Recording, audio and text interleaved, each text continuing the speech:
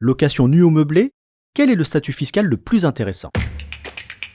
Vous écoutez un podcast imaginé par Le Particulier, le média de référence pour mieux connaître vos droits au quotidien. Aujourd'hui, nous répondons à la question de Loïc qui vient d'acheter un appartement. Il souhaite le mettre en location et se demande quel statut fiscal adopter. Alors à vos droits? Prêt? Partez! Pour mettre un logement en location, plusieurs options fiscales s'offrent à vous. Faut-il le louer nu ou en meublé? Faut-il garder le régime forfaitaire ou opter pour un régime réel d'imposition? Voici les deux principales questions à se poser. En meublé, la rentabilité sera meilleure avec des loyers 10 à 15% plus élevés qu'en location nue et jusqu'à 40% de plus en saisonnier. Mais il faut aussi investir plus au départ pour meubler le logement avec les standards actuels. A contrario, si vous louez non meublé, vous pouvez bénéficier d'une réduction d'impôt avec le régime Pinel ou Loc Avantage. Mais vous devez louer dans des conditions encadrées pendant au moins 6 ans.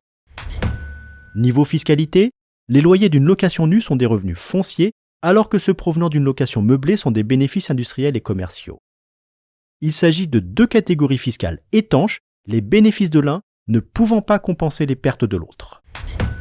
En location nue, si vos loyers annuels ne dépassent pas 15 000 €, vous bénéficiez d'une déduction forfaitaire pour charge de 30% des revenus. C'est le micro-foncier. En meublé, jusqu'à 77 700 € de revenus, la déduction est de 50%. C'est le micro-BIC. Au-delà de ces montants annuels, vous relevez du régime réel et vous devez calculer précisément l'ensemble des charges déductibles de vos loyers. Si vous y avez intérêt, vous pouvez aussi écarter le régime forfaitaire pour vous placer dans le régime réel. Une option intéressante, notamment lorsque vous réalisez des travaux et que vos charges dépassent l'abattement forfaitaire. En réalité, il n'y a pas de bon ou mauvais régime fiscal. Tout dépend de la nature du bien immobilier, de vos objectifs patrimoniaux, qui ne doivent pas être seulement fiscaux, et de votre horizon de placement.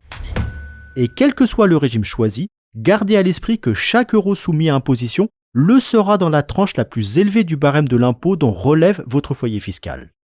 Par exemple, si vous achetez dans l'ancien avec travaux, mieux vaut louer non meublé et opter pour le régime réel d'imposition. Vous pourrez ainsi déduire l'ensemble de vos travaux grâce au système du déficit foncier. En revanche, dans le récent sans travaux, la location meublée en micro-BIC est plus intéressante puisque vous déduisez 50% des revenus même si vous ne réalisez pas de travaux. Vous le voyez Loïc, tous les régimes présentent des avantages et inconvénients. Le plus important est de bien les connaître pour en assumer parfaitement les contraintes. Je suis Arnaud Saugera, journaliste au particulier. Merci d'avoir écouté cet épisode.